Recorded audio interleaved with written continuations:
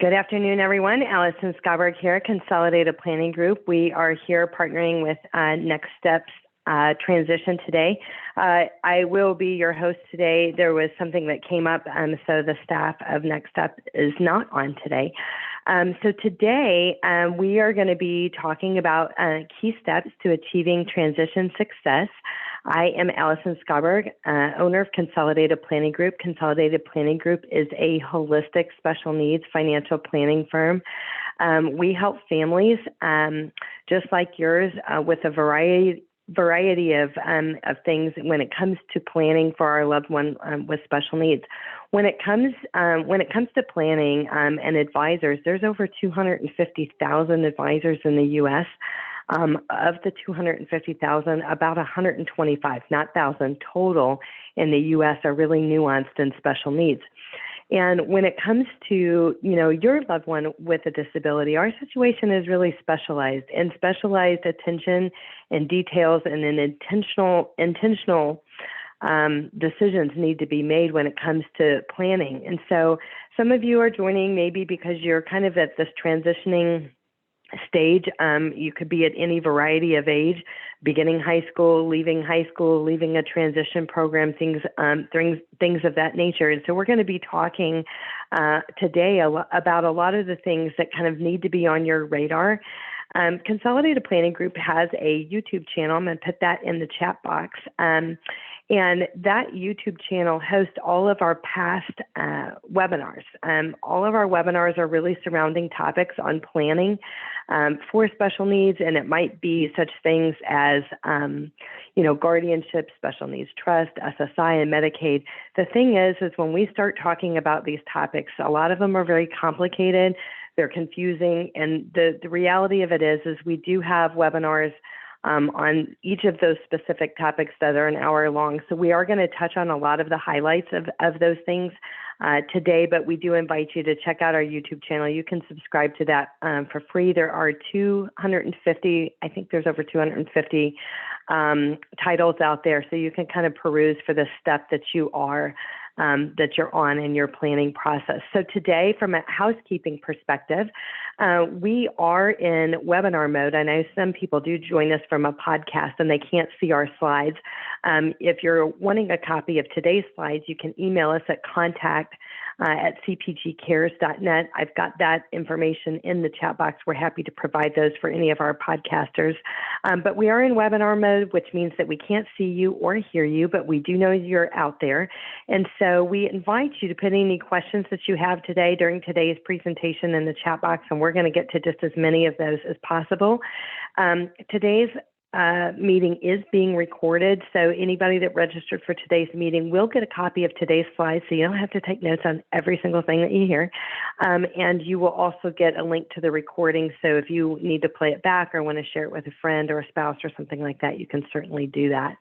So some of the ways that we're able to help families on the special needs planning side of the house, a lot of times families come to us and they say, I have a loved one with a disability that I need to plan for. I worry about what might happen when I'm gone.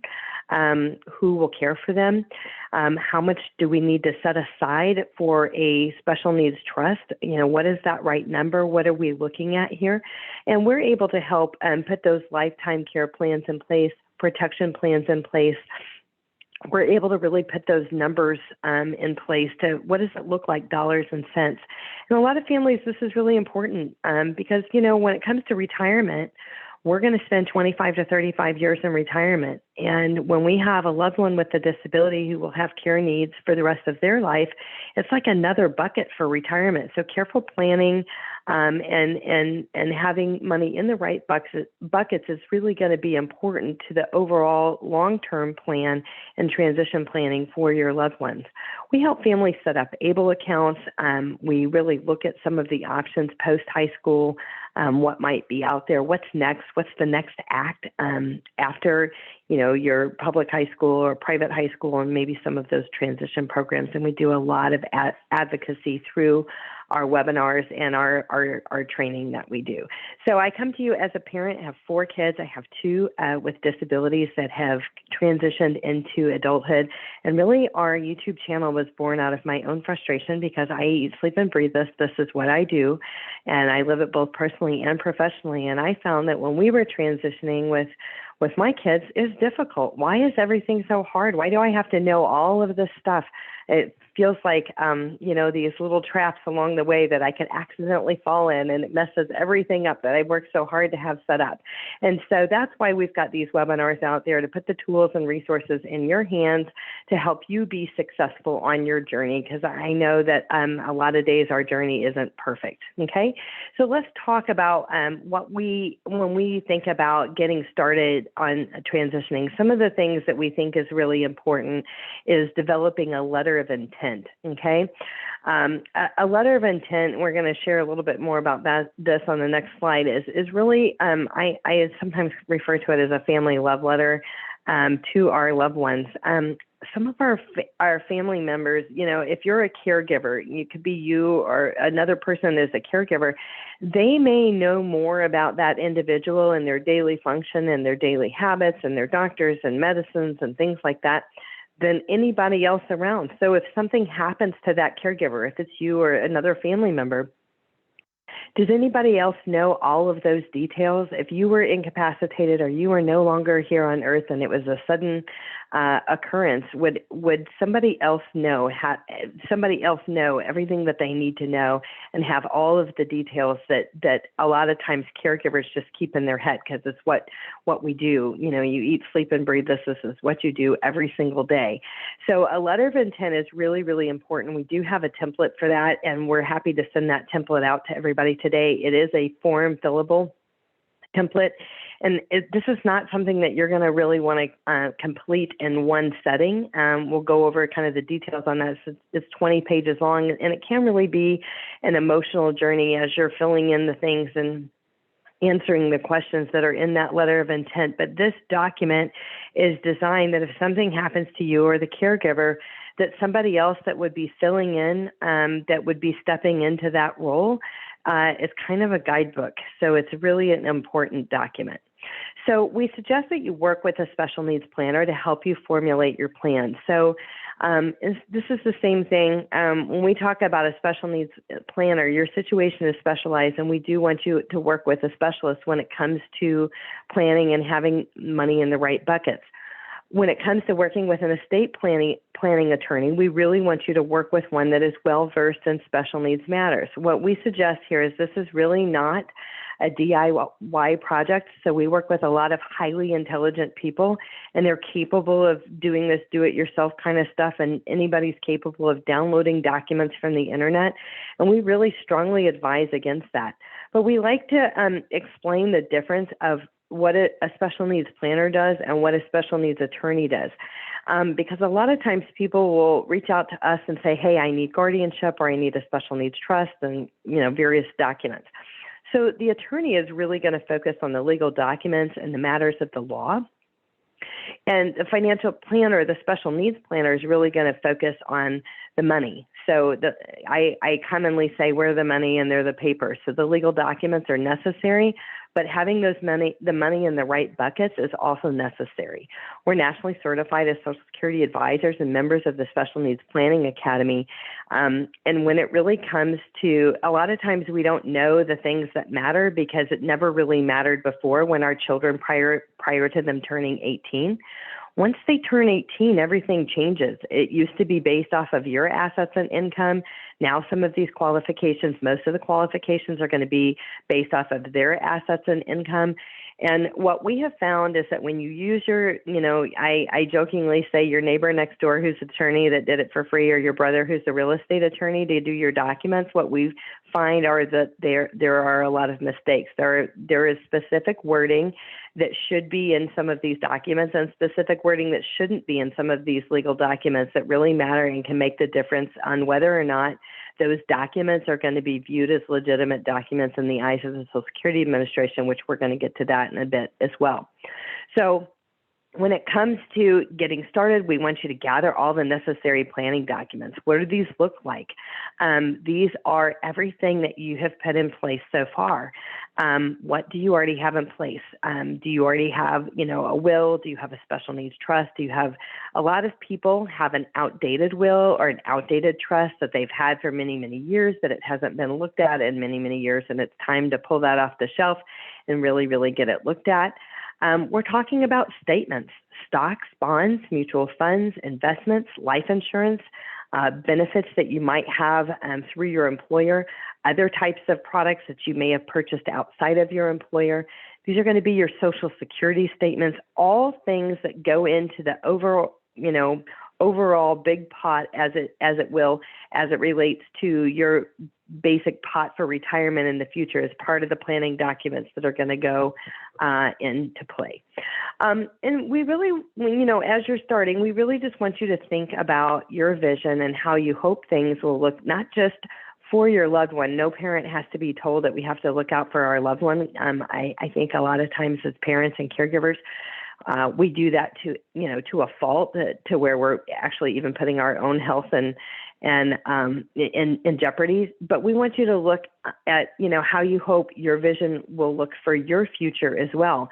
When we have a loved one with special needs that's going to have care needs for the rest of their life, I kind of liken it to the marathon, not the sprint. And if we have a loved one that fits that category, that means that our semblance of, retirement and what that looks like might look like a little bit different than families that are going to have a child that, they go to college, they get out of college, and then, they kind of get on their own. And so having that kind of balance is going to keep you having the ability longer to provide the caregiving services that you have hoped for. So we do have a question, and I just wanted to read it out. We have a supplemental care trust for our daughter. I never really heard those referenced compared to special needs trust. If you could comment on the appropriate time it was drawn up by an estate planning attorney. Oftentimes, the special needs trust is called a supplemental needs trust or a supplemental care trust. So it sounds like, and of course, an attorney would review that. But oftentimes, even my own kids' trust are called supplemental care trust, but it falls under the category of a special needs trust. So that is that does absolutely happen. But I've not really seen it called much else than the supplemental needs care or a special needs trust. Okay, so we do want to be careful with that. But the long and the short of it is we kind of give that. We've all heard it before, where we've flown on an airplane and they tell you in the example of an emergency that you're going to put your air mask on first before helping any child. That because if you do theirs first, and then basically you don't have the capacity to help them, you're no help. And it's kind of the same thing here. We got to look out for ourselves and plan for ourselves, so that way we can be the best that we can for our kids in the marathon, not the sprints. Okay. So we talked a little bit about the letter of intent a little while ago, and again, we are going to provide that in today's email that's going to go out with today's slides and a copy of the recording. But this is a little bit of an example of what's in a letter of intent. As I mentioned, our template is 20 pages long. It is a form fillable PDF. But this is going to have all of the details. Again, from a parent perspective, this is what we do. As a caregiver perspective, all of these things backwards and forwards, but if something happens to you and you can't communicate that, who's going to know? Where is this? And we've actually even seen in families in their own household where one parent might be working outside of the home, the other parent might be handling all of the caregiving things, so the other parent in the house may not even know these things. So family information, medical history and care, what were the diagnoses, what were the dates of diagnosis, so what are the medications that are being taken and what are they for, allergies, all of kind of those details. But it just really, really goes down to all things from religious preferences, where are your legal documents, personality, habits, what makes your child flourish, what makes your child shut down. all of these types of things. And this is especially important if we have kids that have communication issues as well. So we'll get this out to you, but this is kind of an idea of the letter of intent. And we like this letter of intent to kind of go alongside, you have your will, you have your trust, you have your healthcare power of attorney, you have your power of attorney. The letter of intent is really going to be all things as it relates to your loved one and what their needs are. Okay. So it's real, real important. So one of the things that we talk about, and we're going to spend some time with this, is, how are we going to fund future care? Okay. So on one side, we talk about state and federally funded programs. And the bottom line is our kids with disabilities that have care needs for the rest of their life, their care needs are not going to be single-handedly funded by SSI and Medicaid or SSDI and Medicare. It's just simply not going to happen. It's going to augment or defray some of the costs associated for our loved one, but that is one small piece. And we are going to go deeper on this because a lot of families have not qualified for SSI in the past or Medicaid because their family made too much money. They had too much assets. So we'll talk a little bit more about that. And then, of course, establishing a special needs trust. So there's really two places that an individual with a disability can have money outside of the Medicaid limits. And right now, the Medicaid limits are $2,000 in their name. They can't have any more than $2,000 in their name. They can have one house, they can have one car, and no more than $2,000 in their name. But the two places that we can have money above and beyond that to fund their future care is a special needs trust, which someone mentioned, or a supplemental needs trust, and an ABLE account. Okay, so we're going to talk a little bit further about both. But one of the ways, I think we have to be very intentional when it comes to funding for the special needs trust. And again, a lot of families come to us and say, how much do I need? Can you provide a future care cost estimate? And we actually do that. And I kind of call it, small, medium, and large. What if my child needs some care? Maybe they need an attendant or an assistant. What if we have a child that has full care needs? What does this look like, dollars and cents? Because when we're planning for our own retirement, we're also planning for the future of our loved one. And quite honestly, it comes out of all of the same bucket. Many families are going to need the assets that they saved up over 25 to 35 years in their working career to fund their own retirement, which could be to 25 to 35 years. So clearly a person could be independently wealthy and they can fund the trust that way. But a lot of times people fund their special needs trust with life insurance. So the special needs trust might be funded with $5 or some very small amount now, giving the family access to their own money while they're alive in their own retirement. That remaining assets upon the parent's death would fund the special needs trust. And oftentimes people use life insurance to fund the special needs trust. Life insurance passes tax-free to heirs. So from a life insurance perspective, that is another way to get us to that number where we need to be. So there is sufficient funding for your child's future care. Okay. All right, so what should you apply for and when? Okay, so this is what I was talking about. SSI is supplemental security income, okay, and this is something that a lot of our kids didn't qualify for prior to them turning 18 because you may have made too much money, you may have had too many assets, and so if you did apply, even though your child is truly disabled, they may have come back and said you don't qualify because you don't hit the means-based test, okay? You basically have too much money. But when our child turns 18, everything changes, okay? It's based off of their assets and income, not yours. And this includes even if you have guardianship of them, even if you file them on your tax return, even if they live in their household, everything changes when they turn 18. So if you're coming around the bend of them turning 18, if they're 14, 15, 16 years old, whatever age they are, you do want to make sure that they don't have more than $2,000 in their name because they will automatically not qualify for SSI and Medicaid if they do. So what if they have more than $2,000 in their name? That money can be spent down on expenses for their behalf. It could be moved to an ABLE account. It could be moved to a first-party special needs trust. There are legitimate ways of moving that money into the proper accounts to make sure that they would be eligible. So it's just important to know that they could just be denied right off for that. So We do suggest, if you're going to have an in-person appointment for your loved one, if they're that you don't schedule it until they're 18 or older. Okay, so if you actually schedule it and the appointment happens prior to them turning 18, it will still be based off of the parent's income and assets. So that's important to know. The Social Security Administration offices, they are very busy. They're very, very busy. If you go in there and you do not have an appointment, you should fully expect to sit there for 4 to 6 hours. It's a long, long wait. So we do suggest, if you're going in person, that you have an appointment. Oftentimes it's important to call several months in advance to schedule the appointment. Again, you want to schedule it for after they turn 18, not before.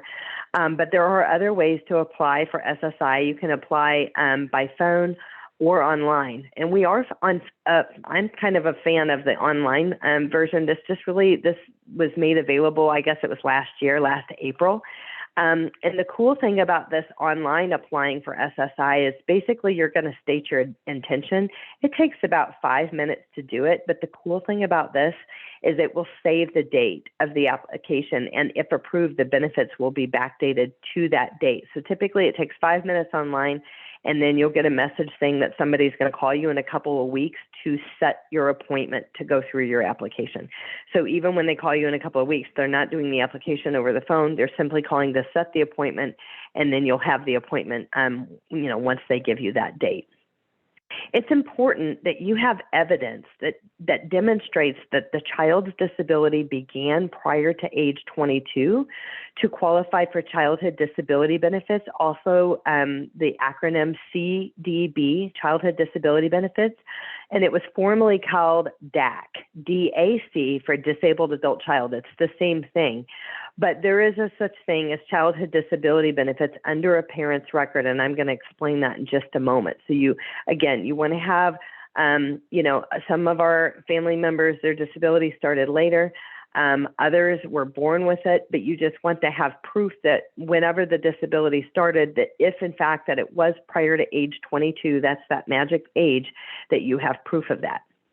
So in preparing for your SSI application, I really just suggest creating a folder on your desktop and sliding your documents, your Word documents or your PDFs into that folder on your desktop. Maybe label it SSI and the child's name. You're going to want to gather the medical history, physician's name, address, and phone number, diagnosis history, medications. They're going to want to know the names of the medications. They don't so much care the dosage, but they want to know the names, and they want to know what those medications are for. If your child has worked, you're going to need names, address, and phone numbers of the employer or past employers, if any. And you're going to want to have pay stubs of their earnings that they've had. And you also are going to want to have 3 months of bank statements to basically show that there's not more than $2,000 in their name. Now, one thing that I want to mention to you as well is that it is important to think about if there's anything else that they have in their name. Like, for instance, sometimes grandparents have purchased savings bonds or mutual funds, or UGMA or UTMA accounts can be especially problematic. So make sure, I know it's been a long time, but sometimes grandparents did this when the child was born or when they were a baby. It was a special gift and things like that. Oftentimes parents forget about those, so it's important to think about that because you don't want them to find them on the back end. And there are some things that you can do with that. Number one, those funds can be moved into an ABLE account. They can be spent down on behalf of the child if they're more than $2,000. And if the child doesn't have access to them, the grandparent holds them. They don't know about them. They don't have access to them. We have seen where the Social Security Administration would accept, even though that they were over $2,000, but because the individual didn't have access to them, didn't know about them, and there was a letter in place, we have seen them accept that. So another thing that we suggest is that you consider chatting with your PCP first and reviewing their records. What is in their medical record? Does it show clear evidence of the diagnoses and how those diagnoses affect the individual, how it affects their ability to do what we call activities of daily living. They call them ADLs, activities of daily living. So you want to make sure that the record is clear. And, oftentimes as parents, as individuals, period, nobody wants bad things in their medical record. We like to have our medical records to be clean, but this is where when we're applying for SSI and Medicaid, we need those medical records to be clear on what those disabilities are. And the thing is when you're putting your list together of what those diagnoses are, don't forget anything, because you might think, well, the anxiety is super, unimportant comparatively to this other XYZ diagnosis. But where one diagnosis you might think is going to be the disabling condition, it may end up being another diagnosis that you thought was insignificant. It will be the disabling condition. So what should you expect after you apply? So first things first, a decision typically takes up to 6 months, sometimes longer, okay? They are backed up, they are behind. After your local office has finalized your application, so you're always going to work with your local office, not the national office. Once they have finalized your application, they've had that meeting over the phone, basically everything is sent to DDS, which is the Disability Determination Services in Austin. And DDS they're the ones that are going to request and review your loved one's medical records, looking for evidence of disability. Okay, so once your file has moved to DDS can be reached directly. They do answer the phone, and you can check if they have received the file, find out who it's been assigned to, find out which medical records have been received and which ones are outstanding. So they're going to send out this request for medical records. So letting your doctors, I mentioned having the names, address, and phone numbers of all of your doctors in your little folder that you're creating. Having your doctors, being on alert that you're applying for SSI and that they're going to be requesting the medical records. We've literally seen people denied for SSI because the doctor was sent the medical record request and they never responded and they never sent the records in. So we've seen them denied because of not turning that information around. So finding out if they've sent the records, what they're waiting on, that's all going to be important. So there are such things as presumptive conditions with the Social Security Administration. They also call these compassionate allowances. So a presumptive condition or a compassionate allowance will fast track your application. They will kind of, approve it on the front end prior to receiving everything because they presume that the individual is disabled if, for instance, like they have cerebral palsy or muscular dystrophy or Down syndrome. Those are to name a few. But you can literally just Google presumptive conditions or compassionate allowances through the Social Security Administration. You can look up your loved one, all of their diagnoses to see if they have any diagnosis that is on that compassionate allowance list. Okay, so there is a such thing, and we kind of talked about this prior to age 22, proving that the child's disability began prior to age 22, and there is really a such thing as drawing from a parent's records. So there's two programs out there. So SSI and Medicaid, that is for the disabled and the indigent. SSDI, Social Security, as workers, we pay into the system. So our children that have never worked didn't pay into the system. So they don't have working quarters. Like when you get your Social Security statement, you see how many working quarters you or your spouse has or what have you. And if we have a child that's not going to work or hasn't worked, they won't have any working quarters. So the deal of proving that their disability started prior to age 22 is going to allow them to be able to draw off of a parent's record. So when a parent retires or goes on disability, the child will be entitled to receive 1/2 of the parent's benefit. This benefit also applies to minor children that are not disabled. This benefit was, again, formerly called DAC. It's now referred to Childhood Disability Benefits. So, for example, and this doesn't happen until a parent retires or goes on disability themselves. They don't just get this benefit prior to a parent retiring or going on disability with the Social Security Administration. So in the example that a parent's, I think we do have an example on another page, but in the example when a parent's benefit is $4,000 a month, The child's benefit in that example will be $2,000 a month, so they'll be entitled to 50%. So after they have gone on to a parent's record 24 months after receiving Title II benefits, they will be eligible for Medicare, okay? So SSI right now, that amount is $914 a month, and it comes along with Medicare. The amount of the SSDI is going to depend on what the parent's amount is, and it's 50% of that number. And then after 2 years of getting that, so they basically switch over from SSI, Supplemental Security Income, to SSDI. And after 24 months, they're eligible for Medicare. And that's when they will be considered a concurrent enrollee. They'll be dual eligible for Medicaid and Medicare. So what happens after a parent passes away, so this benefit, this 50% benefit will continue for as long as the parent lives and as long as the child remains disabled. And upon the parent's passing, that 50% is going to be increased to 75% of the parent's record, okay? One thing I want to mention here is this does not reduce the parent's amount that they're going to get on a monthly basis. This benefit does not reduce the parent's amount. But one thing that you do need to be aware of is that there is such things as family maximums. So if we have a household where we have a caregiver, we have a worker, and then we have a disabled child, and the spouse is going to draw off of the other spouse's record, and the child's going to draw, there is a such thing as a family maximum. So you want to be sure to educate yourself on that. Honestly, it is confusing. They do have a segment on the Social Security website about family maximums and how they're calculated and everything. I think it's 150 to 180%. So you can look at that. It is kind of convoluted when you start looking at it, but I just want you to be aware that there is some family maximums.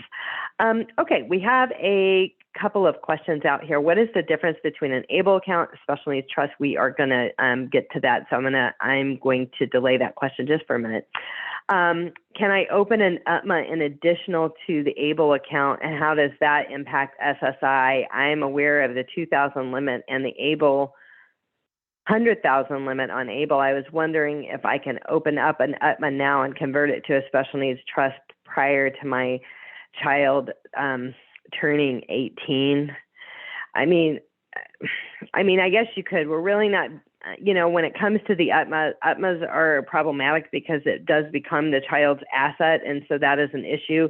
If you have money in a 529C, the parent is the owner of that asset, not the child. Okay, so that doesn't cause an issue, and there's no need of moving it around. And a 529C can be converted to a 529A. You can make a distribution and kind of move it into the trust, but I think that the tax that comes in on that, I think it's questionable. We don't see people opening UTMAs anymore or UGMAs. We see them closing them and moving those things around so they do not have issues with some of the limits that we were talking about. Okay. So, we talked about a little bit about it's important that you have your assets in the right buckets, the child's assets in the appropriate buckets to avoid disqualifying for SSI and Medicaid. And this is really, really important. A lot of people don't think about beneficiaries, and a lot of families, they have beneficiaries on life insurance, maybe through work, maybe through their employer, beneficiaries on pensions or retirement accounts. And they basically say, okay, if something happens to me, my spouse is the beneficiary. Okay, well, if something happens to me and my spouse or loved one is no longer here, then that's easy. I'm going to divide the money amongst my children, and they name their children outright. Okay, so the big thing, and we say this on almost every webinar. I'm sorry if you've heard me say it a million times, but I will continue to say it because it is a big mistake that is made all the time. It's easily corrected, no problem. And if you've made it, you're not crazy. Everybody makes it. You're not wrong. You just got to fix it. We just never, ever, ever want to name your special needs child outright as a beneficiary on anything you have. We want to name the special needs trust for the benefit of said child. There is no such thing as making an ABLE account a beneficiary, and we're going to get to the question of why should I have an ABLE account? Why should I have a special needs trust? We're going to talk about that. But it's really, really important that we don't name our children outright as a beneficiary. Special needs children outright as a beneficiary. We want to name the special needs trust. That's going to maintain their eligibility for state and federally funded programs. If they're the beneficiary on a life insurance, whether they knew it or not, there's no such thing as disinheriting the money. It's still going to be counted for deeming purposes. It is going to be counted. So we want to make sure that that is set up properly to go to a special needs trust for the benefit of said child and not to them directly. I also want to mention here that if you have minor children, it is also really not the wisest thing to have minor children named as beneficiaries, even if they don't have a disability. And the reason for this is if something happens to you prematurely prior to those kids becoming 18, that money sits in trust until they're 18. And then when they're 18, they get all of it. And in my experience, that is a horrible, horrible idea. 18-year-olds are not, they don't have the capacity to handle giant, large sums of money. And for the ones that has happened to, they've blown through it in a year or two and had nothing left. So that's why that's important. So we also want you to have intentional conversations with any well-meaning family members, grandma and grandpa, aunts and uncles, any affluent loved ones that love your child and might secretly or overtly, they want to leave money to the child. It's important that you communicate to them the right way to go about leaving it to them, because there, as I mentioned earlier, 250,000 advisors, financial advisors in the U.S., and only about 125 total are nuanced and special needs, which tells me that most of your family members' advisors are not nuanced and special needs. So when grandma and grandpa comes in there and they say, we have a grandson, Johnny, and he's wonderful and he has special needs, and we want to leave money to Johnny, the guy or gal says, great. What's Johnny's name and social security number and date of birth? And they change the beneficiary to your child outright. That's where we have problems. And this is where, some of the attorneys that we work with say they sometimes call it an oops trust. So if somebody leaves our child money outright in their name as opposed to a special needs trust, you're going to have a first party special needs trust and get a court order to get that money moved to a first party special needs trust. And a first party special needs trust does have a Medicaid payback. So to avoid it being in the wrong kind of trust or in the trust with a Medicaid payback, you can have a third party special needs trust that does not require a Medicaid payback and set up beneficiaries that way. Okay. So again, money in the right buckets. We're talking about special needs trust. We're talking about ABLE accounts, but you cannot leave a beneficiary as an ABLE account. There's no such thing as that. So that's one of the things one reason why you need a special needs trust and an ABLE account. Okay. So when do I need a special needs trust and guardianship? So a special needs trust is really going to preserve the future benefit eligibility while providing resources to your loved one. And the guardianship process, so this is the thing, and we have entire webinars on guardianship, alternatives to guardianship. There's no such thing as partial guardianship. There is supported decision-making agreement in the state of Texas. Some other states have it, but not all states have a supported decision-making agreement. We have such things as power of attorney, healthcare power of attorney. The guardianship process can start 6 months prior to the child turning 18, which is a good time to start it if that's the direction that you're going, so that way it can be finished by the time they turn 18, a day or so after they're turning 18. You're really going to want to work with a qualified attorney to prepare these documents. Again, this is not a DIY project. This is not your neighbor or your brother who's an attorney that does, some kind of corporate attorney or real estate attorney. If they're not really nuanced and special needs documents and things like that, you're really going to want to work with a specialist on this. And we're happy to make a referral. We have referrals all across the state of Texas of attorneys in every area that are nuanced in this, and they're very good at what they do. But as it relates to guardianship, you don't have to have all the answers. Oftentimes families are coming to us and they're saying, I just don't know. Some people know definitively. They definitely know that there has to be guardianship in place due to the diagnosis and the capacity of the individual. But sometimes there's that fine line of these kids are on the line, maybe not. Their brains aren't fully formed yet. They're a little bit immature for their age. Maybe we don't need guardianship. A qualified attorney is really going to talk you through what those options are, what this looks like. And in the state of Texas, what is required is the least restrictive and most appropriate for the individual. So that is when you're working with an attorney and they're asking questions about your loved one and their capacity and all of those types of things, that's what they're trying to establish. And so having those intentional conversations with the attorney, even if you don't know in your heart of hearts what is best, they're going to help walk you through that. Okay? So ABLE accounts. So what do we need to know about an ABLE account? The beneficiary is an account owner.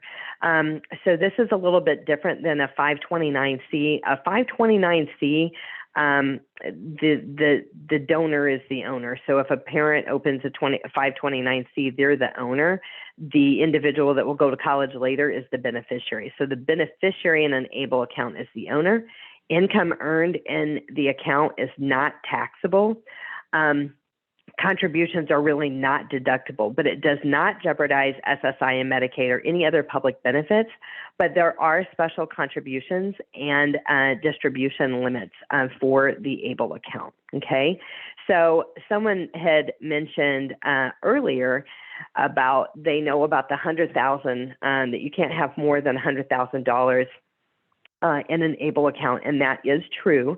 And some people have said, what are you talking about? I read I can have $500,000 in an ABLE account. Okay, so it depends on what answer you're looking for. So if you want the individual to maintain their eligibility for SSI and Medicaid and not lose that eligibility, you cannot have more than $100,000 in an ABLE account. So from an IRS perspective, you can have up to $500,000. But if you're trying not to lose SSI and Medicaid, the person in the chat box was correct. You do not want to have more than $100,000 in that ABLE account. Okay. So another reason why people may have an ABLE account and a special needs trust, because both they have similar roles of covering some of the cost related to your loved one with a disability. But the thing about an ABLE account is an ABLE account can pay for food and shelter without a 1/3 reduction to SSI. Okay, so SSI, Supplemental Security Income, is designed to pay for food and shelter for the individual with a disability. So in a special needs trust, you can pay for food and shelter out of a special needs trust, but there would be a 1/3 reduction to the SSI amount. And again, right now, the SSI amount is $914. The full SSI amount is $914 per month.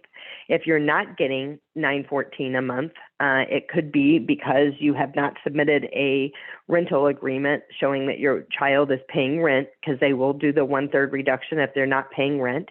And also there are a lot of other reasons for deductions to SSI, such as if the individual is working, then there's some work deductions for that as well. So basically what you need to know about the ABLE account is if it can be construed as achieving a better life for an individual with a disability, you can pay for it out of an ABLE account. And so it's kind of it's a very non-restrictive way to have money in an account that can grow for your loved one, and it can, you can basically pay for things out of this ABLE account for your loved one. And the term is very broad as far as being construed as achieving a better life for an individual with a disability. It could be a vacation, it could be adaptive equipment, it could be a transition program, it could be higher education or college, it could be a car. I mean, there's so many things that it could be. It could really literally even be a vacation for the individual and one or two caregivers. Now, you can't take the whole family. I always joke and say, don't get crazy. Can't take the whole family on a vacation out of the ABLE account. But there are a lot of things that you can pay for. So right now for 2023, what you need to know, this is changing, that in order to have an ABLE account, the individual's disability had to start prior to 26. Don't get this confused with what I was talking about earlier about childhood disability benefits. The disability had to start prior to age 22. For the ABLE account, the disability had to start prior to age 26. This is going up, I think it's 2025 or 2026 is going up to age 46. So we're actually happy about that. It hasn't happened yet. It passed. It's just not going to be implemented till I think 2025 or 2026. So right now for 2023, what you can put into an ABLE account every year, it's limited to the gift tax annual exclusion. So right now for 2023, it's $17,000 annually that can go into an ABLE account. And we already talked about the $100,000 limit. But if the individual with a disability is working, they can put an additional $13,590 into the ABLE account above and beyond the $17,000. Okay. As far as tax-free growth on investments that can be changed by the participant twice a year. There are no penalties or taxes on distributions as long as it's a qualified disability expense, which I mentioned are, being construed as achieving a better life for an individual with a disability. It could be rolled over to other family members that are eligible beneficiaries, and another family member at this point that would be eligible as any other family member that has a disability that started prior to age 26. And it is important to note that there is a such thing as a Medicaid payback on ABLE accounts. Now, a lot of states, including Texas, are trying to get that to go away, where there wouldn't be a Medicaid payback, but it hasn't passed yet. It's kind of on the docket for discussion, but there's always a lot of things on the docket for discussion that kind of get moved to future legislative sessions. So we don't have kind of really a timeline of when that might happen. So items that a special needs trust can pay for, this looks like a much longer list than what an ABLE account can, and honestly, it's just a slide. Because an ABLE account and a special needs trust can both pay for a lot of things, but the main thing that a special needs trust cannot pay for without a 1/3 reduction to SSI is basically food and shelter. So the monthly debt service on housing or rent or utilities, what have you. Okay, let me just check here. I think we've got the, so for our question where we're talking about the difference between an ABLE account and the special needs trust, I mean, the ABLE account is simply an account that is allowed under the Social Security Administration above and beyond the $2,000. Special needs trust is definitively a legal document that is also allowed, but the special needs trust and the ABLE account can pay for different things, and that's why they work nicely together. And then furthermore, we can't leave an ABLE account as a beneficiary on anything. So that's where the special needs trust is going to come into play.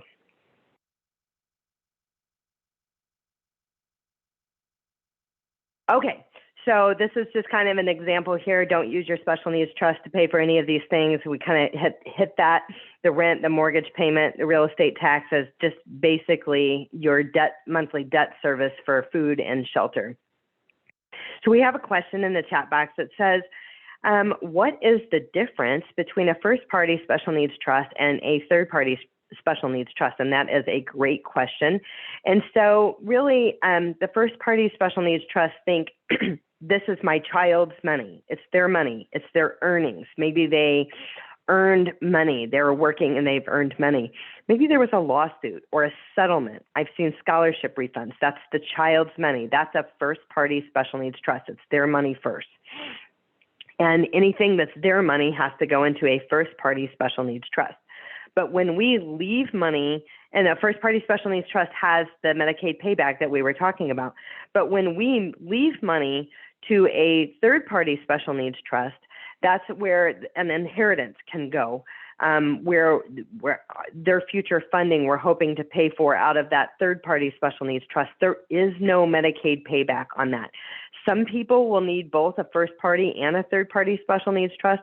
Other people will only need a third party because there was no settlement. There's not more than, $2,000 in their name that is their money, or whatever is more than $2,000 in their name is less than $17,000. So that could go into an ABLE account. Those are some examples of that. So that is really a great question there. But so the third party special needs trust, no Medicaid payback. This is where we're going to want to leave our life insurance proceeds or any stocks, bonds, mutual funds that we hope to fund that trust later with. We go to the third party special needs trust, and the first party is their money. Now, one thing I do want to mention, I should have mentioned this earlier. Some people ask me quite frequently, if my child is working, because some of our kids are in like vocational rehab or summer earn and learn, the pre-employment training service, pre-ETS or what have you. If my child is earning money, can I have that money directly put into their ABLE account and not have it count against them for SSI purposes? And the answer is no. It's a great question.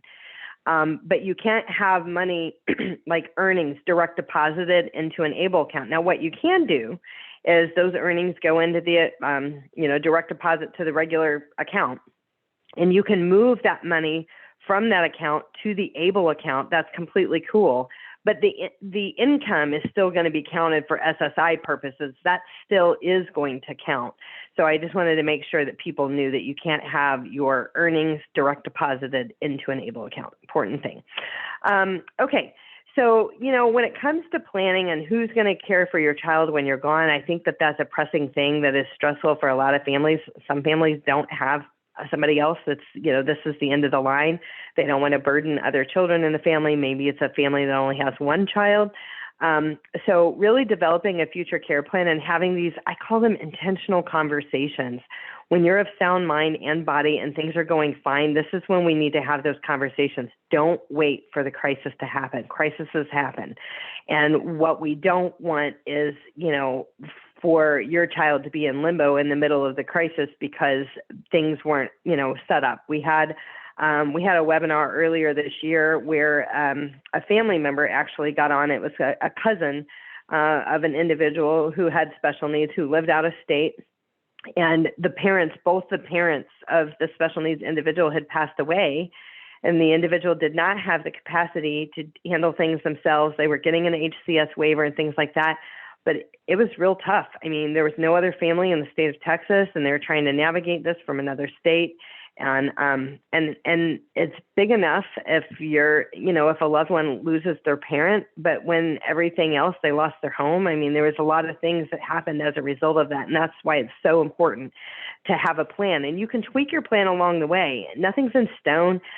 Things change, life changes, and capacities of others change as well. When we look at our kids, either neurotypical or neurodiverse at 18, where they are at 18 and where they are at 28 is vastly different. So things are going to change along the way.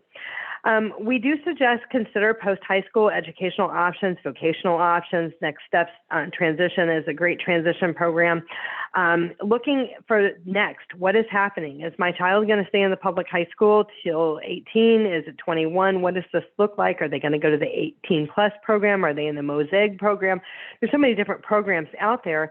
But what we're trying to avoid here is that they're leaving school, whatever type of school that they're in, and there's not a plan, and they're coming home and they're doing nothing, right? That's what we're trying to avoid. So there's still growth. They're still getting where they're going. So does that look like, a college program or certificate program, whatever it might be? But we do suggest consider touring transition programs, partial care, full care, residential communities. Waiting lists can be very, very long. And so we're not saying, hey, how or where can you put your child to where they can live? Some families, that is their wish. They wish for some separation, some autonomy, some opportunity for growth for their loved one to kind of spread their wings and do things. So sometimes when our kids are still in our house, sometimes as parents, we might enable a little bit. We don't mean to, but we accidentally do that. But just plan early for these things. Going and taking a tour, you'll be glad you did. Most of the places require you to put yourself on the waiting list. Just because you put yourself on the waiting list doesn't mean that you have to take your child there once you come up on the list, but it's going to give you options that we think are very, very important in the future. We always suggest making careful considerations before naming siblings as a future caregiver. Maybe they would be a successor trustee and will help organize care for your loved one with a disability, but saddling them up with the full, responsibility of being a future caregiver might affect some of their hopes and dreams and what they hoped for. Just think about where you were when you were in your 20s or 30s. Where were you? Were you going after a career? Were you finishing college? Did you have a hope of, buying a house or getting married or whatever? All of our kids, our neurotypical kids, have hopes and dreams too. And if we unfairly, we don't want it to be an obligatory relationship. We want them to have a loving relationship with said sibling. And if they need to direct their care, that's great, and be involved, but not the full-on caregiver. So we had a question, and this says, can an adult earn extra money from internship for instance, the Texana Center, and direct deposit to a first-party special needs trust without reductions to SSI? So the answer is no.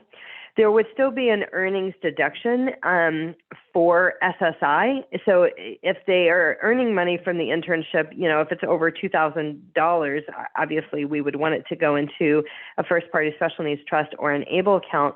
But there is a such thing as an earned income exclusion that you might want to look up, and this is going to be an earned income exclusion is going to be if the individual is between the ages of 18 and 22 and they are a full-time student, which is 8 hours if they're college level. They have requirements for high school as well. But if they're a full-time student and working, you can apply for the earned income exclusion and they won't count those earnings, but it's only between 18 and 22. And it is only if they are working and a full-time student. So that may be something that you want to look at. The Texas waivers and interest list, these are things, and we do have entire presentations for this, but you want to make sure that your loved one is on any of the Texas waivers and interest lists, like class, MDCP, deaf-blind, multiple disabilities, HCS, Texas Home Living, Community First Choice.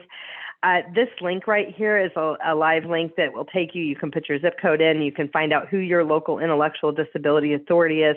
Somebody just mentioned Texana. Texana is for Fort Bend. The Harris Center is for Houston. It used to be called MHMR. And this link right here, any zip code, anywhere you are, anywhere in the state, you can put that in and it'll tell you who your local authority is. And this is STAR Plus. So we're not going to get into all the details of all the waiver programs, but in your slides that you'll be getting, you're going to get kind of a little snippet of each of these waiver programs. You may have heard that the interest list is long. It is true. It's about a 17-year waiting list. There are such things as crisis diversion slots.